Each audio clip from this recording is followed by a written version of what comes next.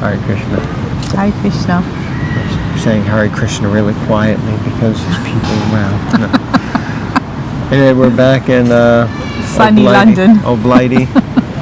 And it's been raining ever since we got back. Except for right now, we came out. Yeah.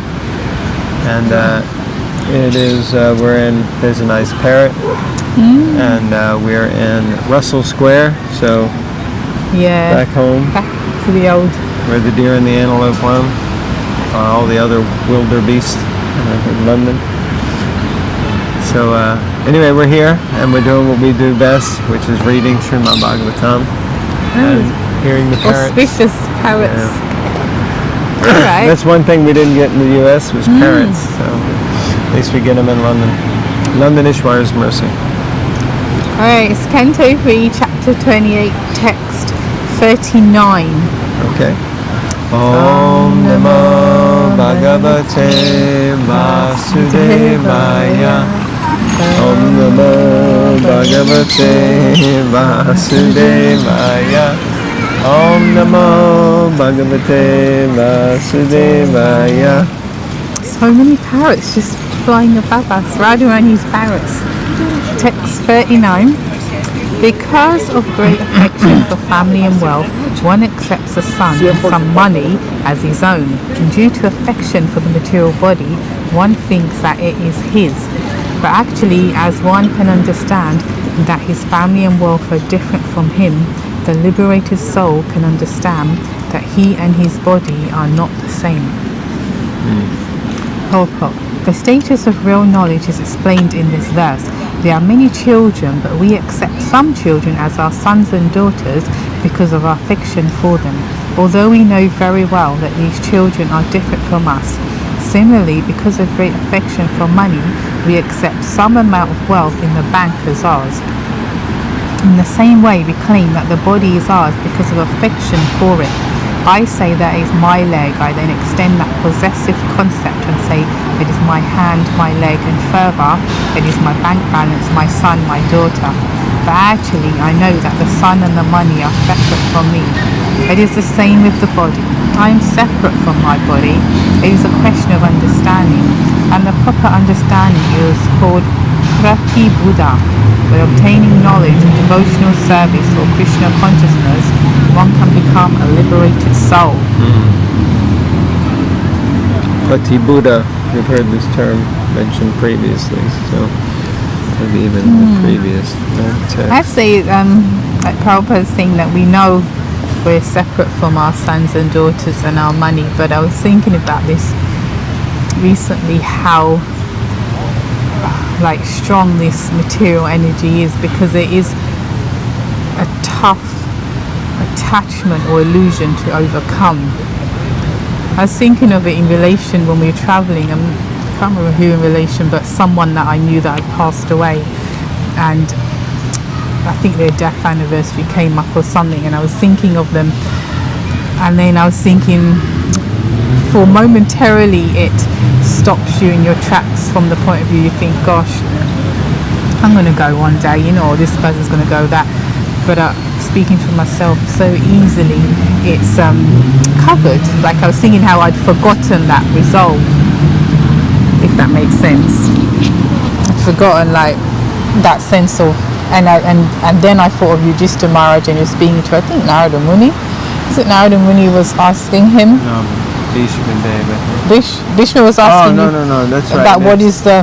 It's not Narada Muni, but he was being questioned, what is the most wonderful thing? Right. Yeah. And Yudhishthira Maharaj says people are dying every day, and people that we know all around us, and yet we still don't think it will happen to us. Still don't take that seriously.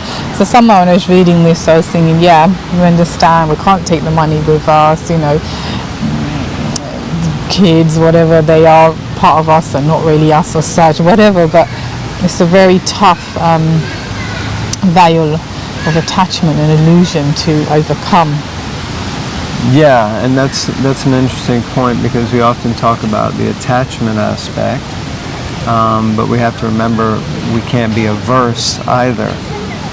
So if we get into the mode of thinking, oh, this body is not my body, I'm not this body, I can abuse it, I can manipulate it, I can use it or do whatever I want with it, or, like at one point Sanatana Goswami was going to throw himself under the rock cart because he had lesions on his flesh, and Lord Chaitanya said, it's not your right, it's not your body, it's my body, you surrendered it to me as the spiritual master and as the Lord. It's so like that. Or if our children and family, or we begin to neglect them because they're not mine, who cares, or we often hear the story of young devotees, thinking, going home and saying to their parents, oh, you're not really my parents. I've had so many hundreds of thousands of parents, and you're just, we're just like straws that have come together on the waves of the ocean. It's like, it may be philosophically true, but it's certainly not a way to treat another jiva. And money, another thing, we can say, yeah, don't be attached to money. It's not my money. I don't want money. I don't care about money. The Srila Prabhupada told that story of the sadhu who was famous in India because when people would offer him money, it would be a reflex that his arm would go away. And Prabhupada said, but for us, for devotees, if someone offers money, we put our arm out, we take the money, we put it in the pocket, and we put our hand back out again. And he said, because we know it's not our money, we know it's Krishna's, Lakshmi, and we're going to engage it in Krishna's service. So that's real renunciation. That you understand it's not mine, you understand this body belongs to Krishna, you understand that these children, wife, family, home, the rest, they're devotees of Krishna, this Lakshmi belongs to Krishna, and you use them and treat them with the respect that they deserve as parts and parcels of Krishna's energy. So I think it's a really important point to not fall into the aversion, because we can say, yeah, I don't want to be attached, but then we flip from attachment to aversion, which is known as two sides of the same coin, heads and tails, One's attachment and the other is aversion. Interesting point. Sorry, I rambled on a bit. It's okay.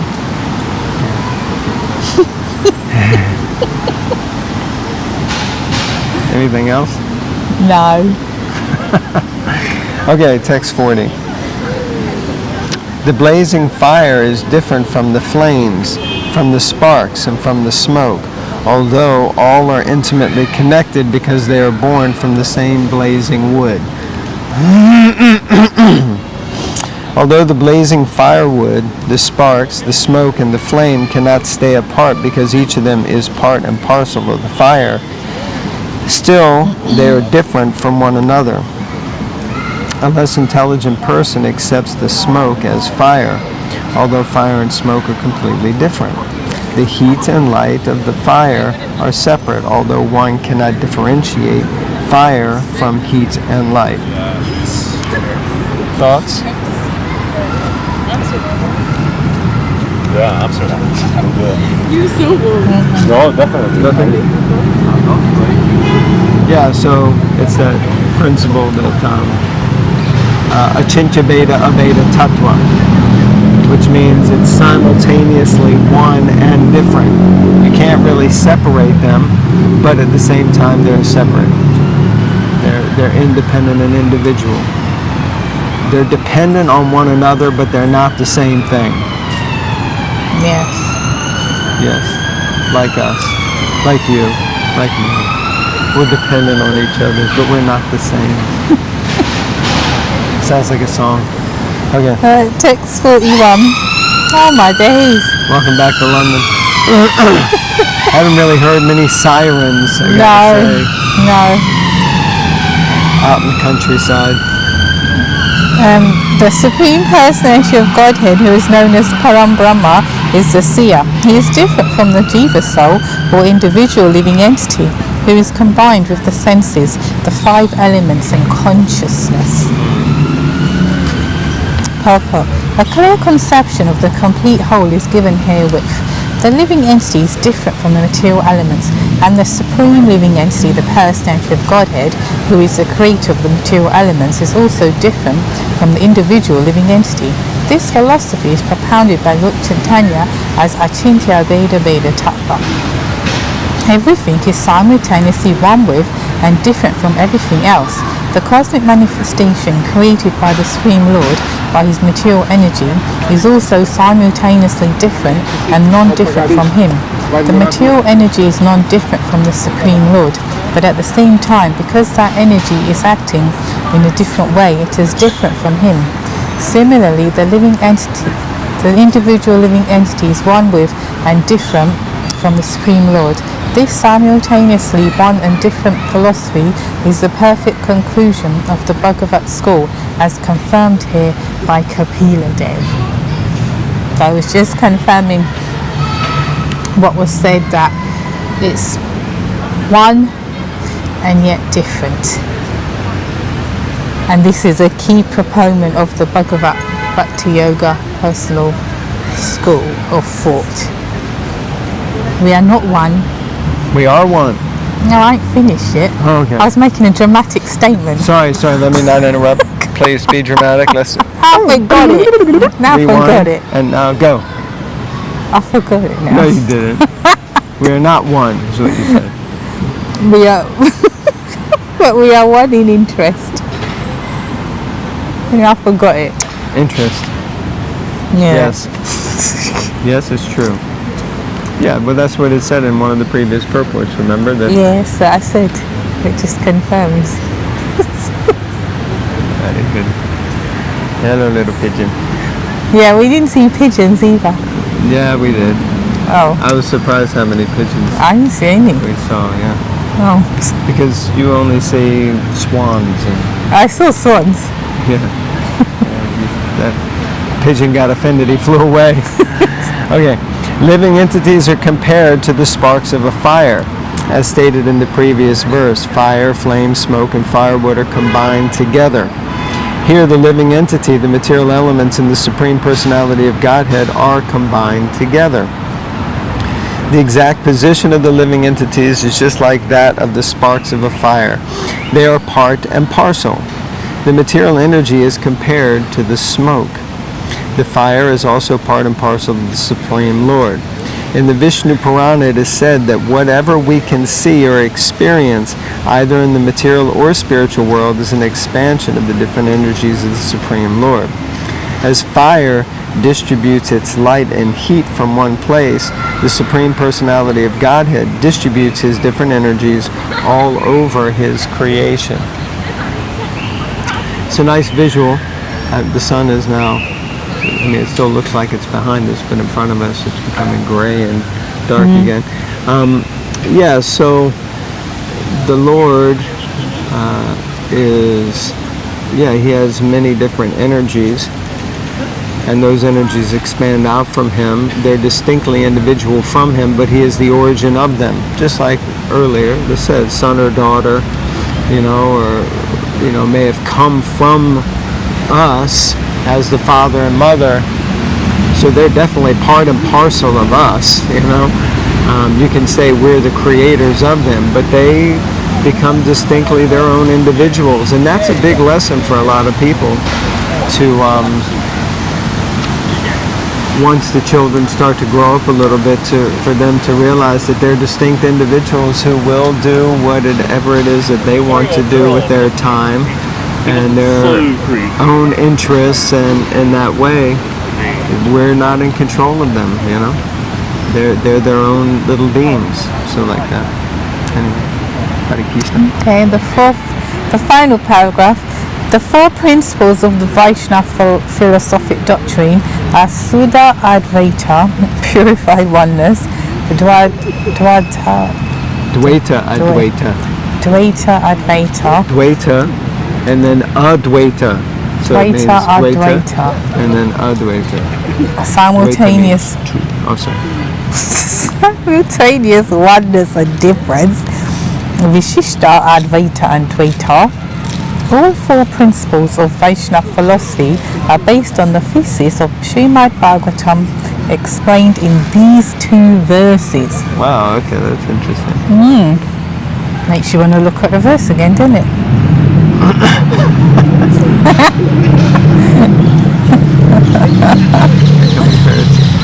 Oh, yeah. So Shuddha Advaita. Advaita means what? Oneness. Oneness, yes. And Shuddha means like Shuddha Bhakti. It means purified. Pure. So pure Oneness. That means, yeah. The understanding it in the right context of Yeah. oneness with the Lord. And then Dvaita Advaita means, yeah, it's one and it's also 2. And then you have Vishishta Advaita. I hope that kept recording. No, it does. My phone just let me know it's going to die soon, but So we're going to die soon. well, no, I hope not. Well, we're all going to die. And soon is a relative statement. Oh But my anyway. God. So, and then, yeah, Vishishta Advaita.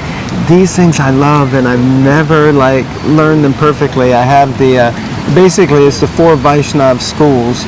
So you have the Sri Vaishnav, the Rudra, the Sri Sampradaya, the Rudra Sampradaya,